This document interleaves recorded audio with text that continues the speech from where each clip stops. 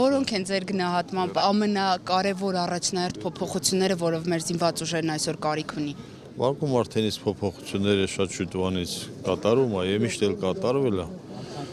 Եվ ճիշտ ասած ապրիլյան դեպքերը արդեն մեր բոլորի համար դաս է եղել, դա մենակ զինծառայողների համար չի։ Դա եւ Ղարաբաղի զինված ուժերի, եւ Հայաստանի զինված ուժերի, եւ քաղաքացիական պաշտպանության կազմի եւ մեր ժողովրդի համար բոլորին դաս է եղել։ Մենք այդ դասերը քաղել ենք, բայց թողումները արդեն իսկ լարացված է եւ ավելին է կատարված։ Եվ համոզված եմ, որ ցանկացած ոտնձգության այսօր եւ Ղարաբաղի Հայաստանի զինված ուժերը պատրաստ են համապատասխան adekvat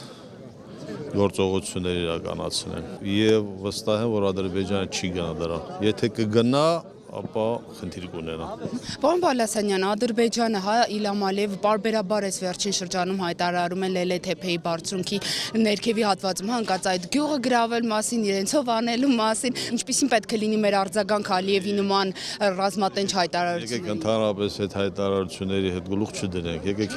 իմանանք տեսնանք Իլհամ Ալիևը անցյալը ով է, ինքը ինչով է զբաղվել, որ ժամանակին պետք է ծառայեր իր ադրբեջանական զինված ուժերին։ Ասում է էլի հիմա ասում է թող մերոնք էլ ասեն, նրանք ովքեր ցանկություն են հեքիաթներ պատմեն ու հեքիաթներին լսեն։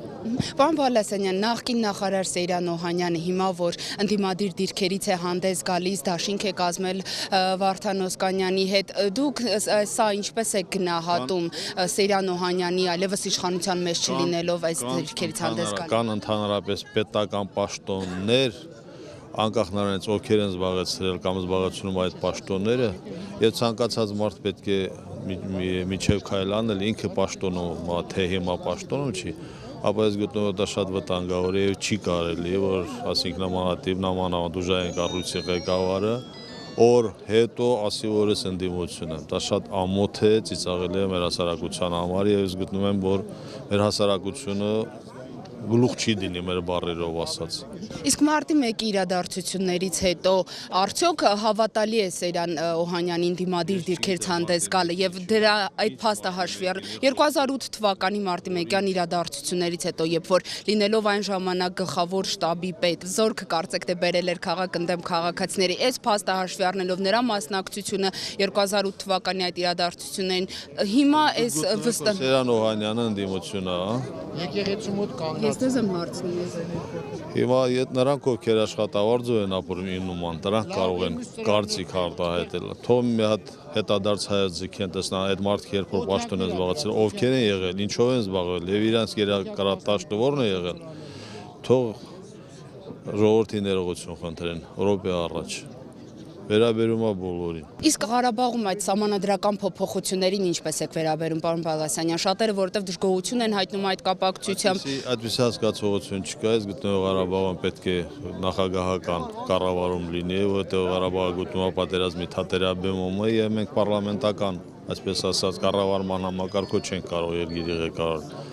Դա մեր համար շատ շուտ է։ Իսկ թերությունները որոնք են մեր բանակում, որը ամենակարևոր պետք է փոխվեն եւ նաեւ այդ կոռուպցիոն ռիսկերը, հա, որոնց մասին պարբերաբար բարձրացած։ Բոլոր երկրները ունեն, բոլոր երկրների բանակները ունեն, մեր բանակն էլ, մեր զինված ուժերն էլ ունեն թերություններ, համոզված եմ, որ թերությունները շատ կարճ ժամանակում կշտկեն։ Հիմա պետք չի նշենք, թե ինչի մասին է խոսքը։ Ես տեսնում եմ, որ թերություններով ամեն րոպե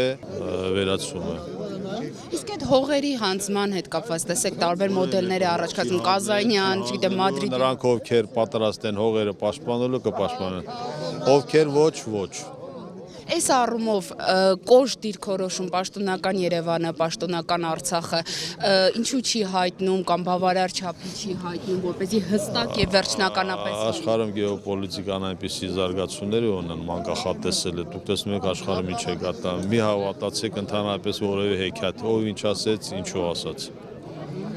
Պարոն Բալասյան, եւս մեկ հարց է, տեսեք ԵԱՀԿ Երևանյան գրասենյակը փակելու հետ կապված է Ադրբեջանը պարբերաբար հայտարարություններ անում, իրենց մոտ հաջողվել է հա փակել Բաքվի գրասենյակը ԵԱՀԿ, հիմա նույնը ուզում են մեզ մոտ անեն։ Սա ինչպես է գնահատում, որովհետեւ Մինսկի խումբը այն կառույցն է, որը մասնագիտացած է եւ զբաղվում է Ղարաբաղյան Ղարաբաղը ժողովրդավարացման ճանապարհով են գտնում եւ գտնում են, որ տարածաշրջանում ամեն ժողովրդավարություն վայելող երկիրը մեր երկիրն է, ասեկոսությունների մի հավատացեք, Ընդհանրապես օգտվելով առիթից ձեր լրատվամիջոցին կարող եմ ասել, որ մեր ժողովուրդը ամեն ինչ անում, որպես այս ներքաղաքական լարվածություն ընդհանրապես չլինի, այ եթե մենք ուզում ենք մեր երկիրը պահենք, պաշտենք, պաշտպանենք, ներքաղաքական լարվածություն ընդհանրապես չպետք է լինի եւ կոչ կանեմ բոլոր նրանց, եթե վերաբերում է ցանկացած երեկվա պետական պաշտոնյայի, նրանք ովքեր կգնան ընտրություն, հանգիստ համեստ գնան ընտրությունների, ընդհանրապես որևէ ինտրիգներ չստեղծեն եւ նրանք ովքեր ներքաղաքական լարվածություն կստեղծեն, ես անձամբ որպես Լեռնային Ղարաբաղի Հանրապետության, Հայաստանի Հանրապետության քաղաքացի պատրաստ եմ նրանց դեմ պայքարելու։ Կարծում եք, որ հիմա ապրիլի 2-ին, եթե այս օրը չփոխվի, հա, որտեղ արդեն խոսակցություններ կամ խորհրդարանական ընտրությունների օր կարող է փոխվել, արդար եւ թափանցիկ կլինի Հայաստանում, հա, անցկացվող այդ ընտրությունները։ Ոնց կլինի, բայց ամեն ինչ պետք է անենք, որպեսզի արդար եւ թափանցիկ լինի։ Դա է մեր հաղթանակների իսկապես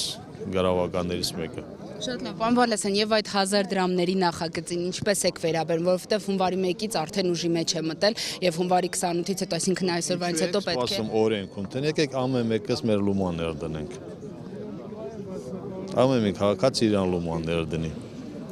Թե 1000 կդնի, թե 10000 կդնի, ամեն մի հայ, մարդ, մեր երկիրում ապրող ցանկացած քաղաքացի պետք է իրան լումաններ դնի։ Այսինքն ճիշտ է գտնում այդ գաղափարը։ Միանշանակ պետք է մեր լումաններ դնենք զինված ուժերը, կապ չունի, 1000 կդնենք, 10000, թե կգնանք բակը կավլենք։ Եվ բանակին մեր ինչ կմաղթի։ Ես բանակին նախ բոլորին եմ շնորհավորում եւ բանակին բոլորին մաղթում եմ ամփոփ ծառայություն եւ ցանկալի է եւ պարտադիր պահանջ ամեն ոք ովքեր ծառայում են զինված ուժերին, ժամկետային զինծառայողի, ենթասպայ, սպա թե գեներալ